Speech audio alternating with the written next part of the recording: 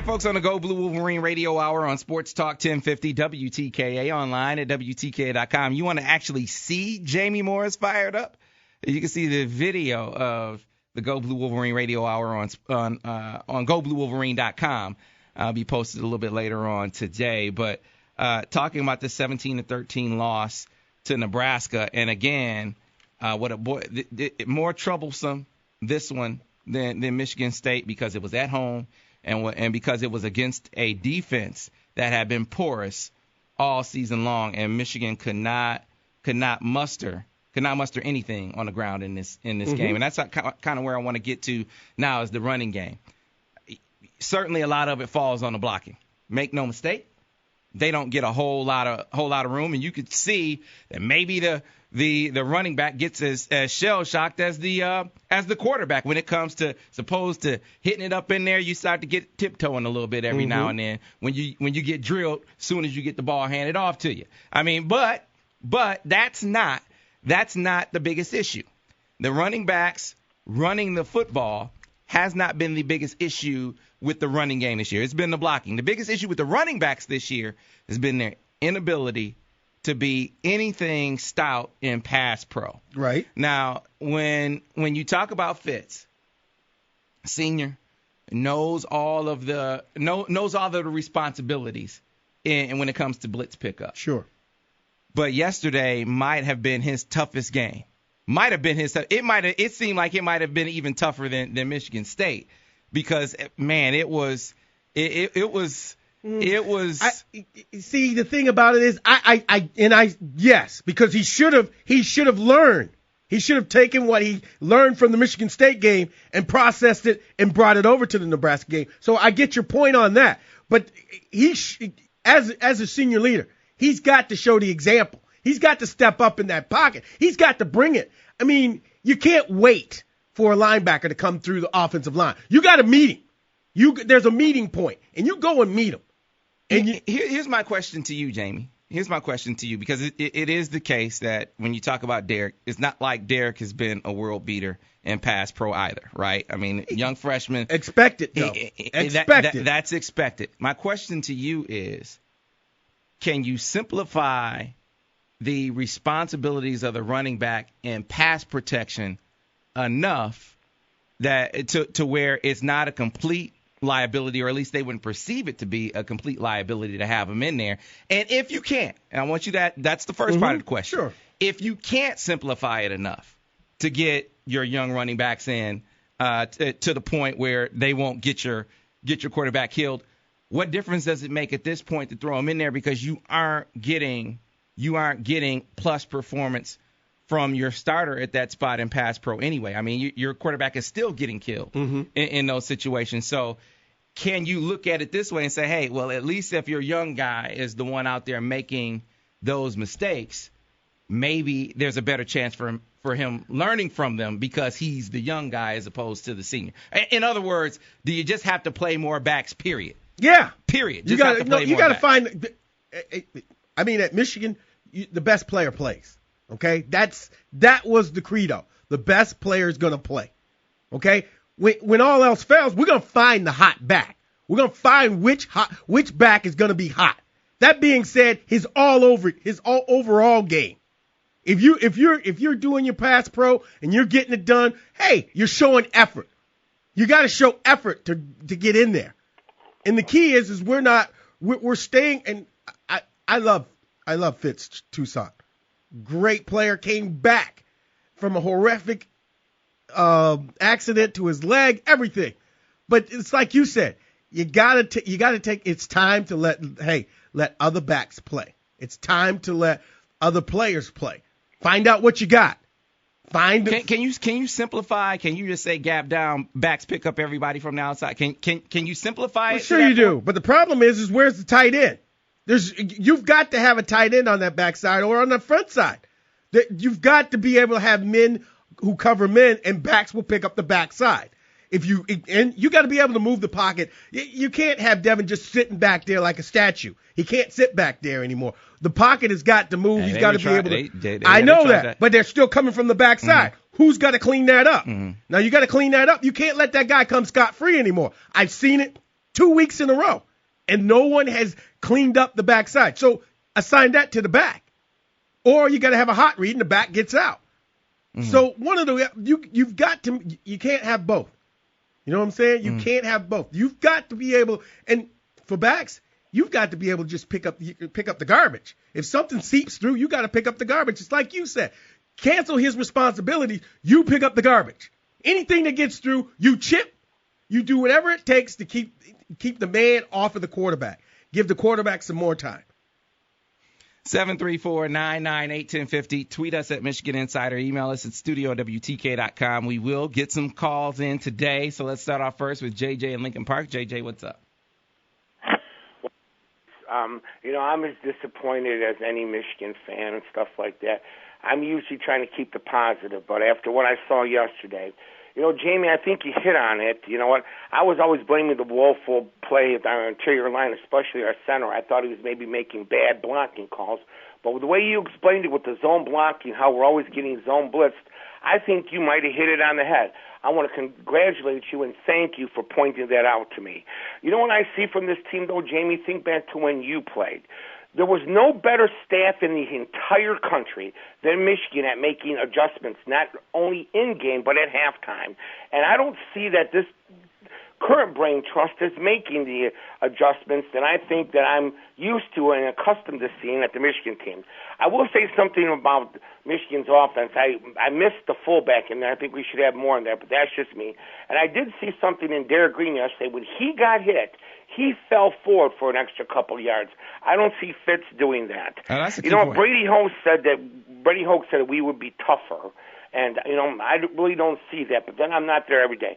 And, you were talking about 1984, Jamie. I will tell you this. After what I witnessed on the TV yesterday, I would rather watch the 1984 Iowa game with Chris Zubbrug and Russell Rain at quarterback wearing a pair of Sally Jesse Raphael's panties over my head than what I watched yesterday. I feel better. Thanks for letting me vent.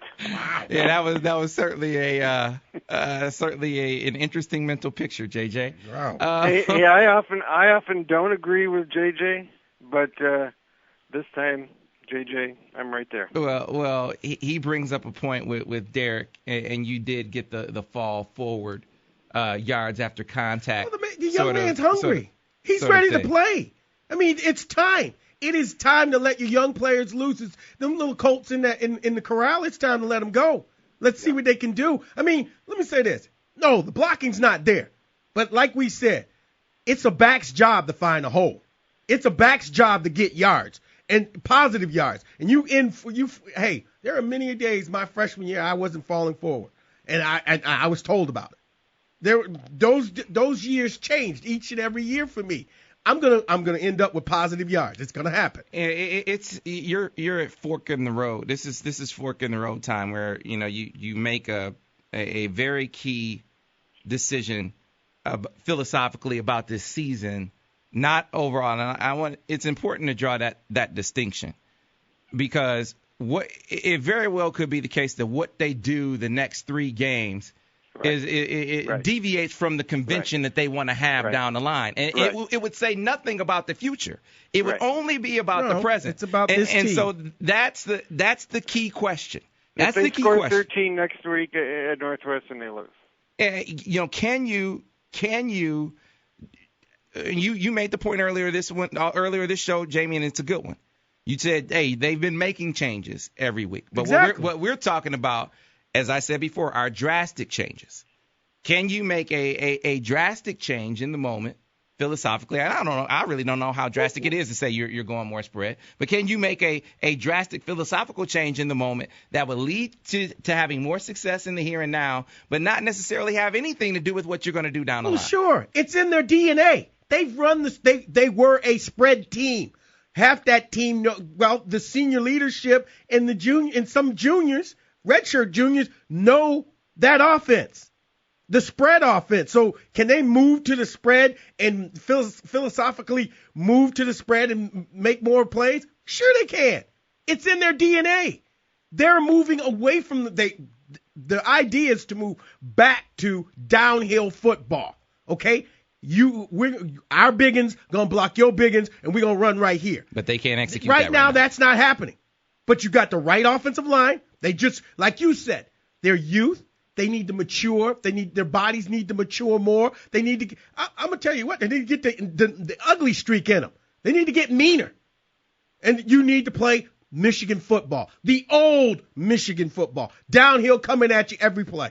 But that's not going to happen right now. Like you said, now we're going to go back to what we could do, what we can do, and we're good at it. We know we're good at it. We just didn't want to show it. And go back to it. It's real easy. They had it in the playbook. They still have it in the playbook. You see semblance of it all the time. It's just, like you said, we're going to have to, now it's all about, we're going to have to generate wins. Like I said, it starts today.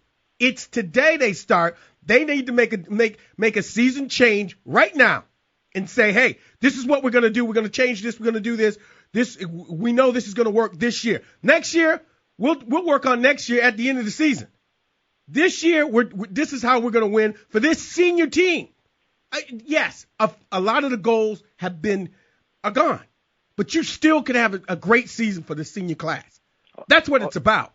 And for whatever it's worth, a lot of the fan base doesn't get excited about going back to old Michigan football now because of the results this year, where it seems like the offense gets worse and worse and worse and worse. So that cachet, I mean, for whatever it's worth, that cachet is gone right now. Well, I think some have this perception or this belief that style of football can't win big, and it has. I don't know it has at Stanford. At Stanford. It's down in the SEC. You can see the top two teams in the SEC that do it. It works, and if you work it right, hey, downhill football is fun. Yeah, it works. It's just Michigan isn't to the point right now where they can execute that. They're not. They can't execute that right now. Downhill means downhill going backwards right now. Let's get one more in before the break. Talk to Austin on the cell. Austin, what's up?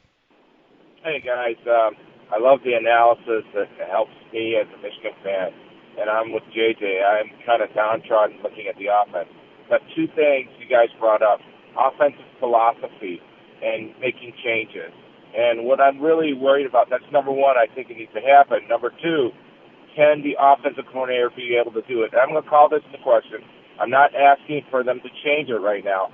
But, over these last couple of years, and I'm not just talking this year, even when Denard was here, the offensive philosophy was to put him under center, make him a drop-back passer, and it fails. I mean, I don't know if he recognizes it too late. We lost 2 games this year, which I think that we could have won if our offensive philosophy was different and we used our weapons.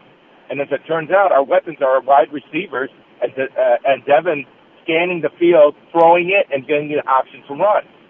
I'm sorry, that's what it looks like because your blocking's not there. And after about 4 games, you just figure it out. If Akron and Connecticut can beat you, and how many wins do they have this year?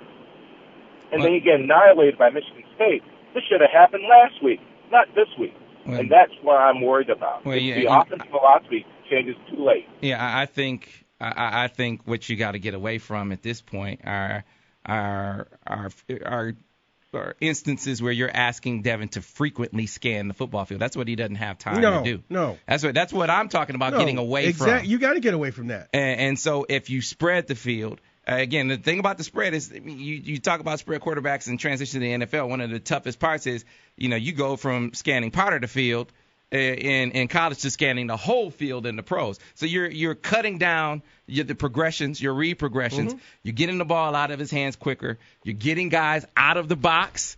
Maybe you're clearing up some of the traffic to get some semblance of a run game. Again, I don't know if that's the answer. I don't know if it'll work.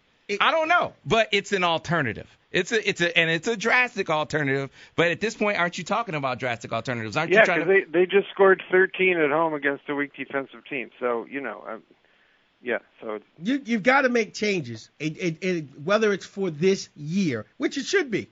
The philosophy of the team, we all know the philosophy of the team. We all know what this offensive coordinator wants to do. He's told us he knows what he wants to do, but he's got to make changes. You've gone from, and the caller was right. You've gone from gone from Denard Robinson to Devin Gardner. two athletic quarterbacks. Devin, the more pro-style quarterback of the two. Yeah, and make no mistake, they're running much more pro-style stuff with Devin than they ever did with Denard. Exactly. And so we're talking about, hey, rewinding the tape and doing some more of that Denard Going stuff. back to Denard. Yeah. That's what you're doing. But keep in mind, you're putting your quarterback out there. You're putting your biggest asset that's on the field out getting hit every play. He's still running getting the hit, spread. though, Jamie, so you're not protecting him running it this way. Yeah, but if he's downhill running and he's the first option, he's going to be getting hit by linebackers, defensive backs that are coming in at full speed, not just guys that are coming off blocks and grabbing him and just trying to bear hug him down. Now, that's what I'm saying. He's not getting hit from behind, having to turn his back and just getting smeared. Yeah, and Exactly. again, and you made the point earlier. Even now, even in the plays where and this is the real one of the real issues that makes you say, all right, you just got to do something different. Even when he has time, there are times where he feels the pressure when it's not there, or there's an errant throw, falling away from his everybody's throws. gun shy. Once you get hit, Yeah, I agree with you. I'm not saying that as a criticism. He got sacked 8 times yesterday. Yeah, I'm not using that as a criticism. Once you It's an get hit observation. enough times, in your head the clock goes out. You're supposed the coach tells you clock's going to go off at 5. At 4, he's looking around. He's like, I'm going to get hit. Yes, I mean, but that's natural. That's the human element of the game. He's got to find belief in himself and in his offensive line. And right now, he believes in himself. Yeah, let's get to one last break. We'll get back on the other side, get more of the phone calls on. Joe, Ryan, you're up first. We'll return here on the Go Blue Wolverine Radio Hour on Sports Talk 1050 WTKA.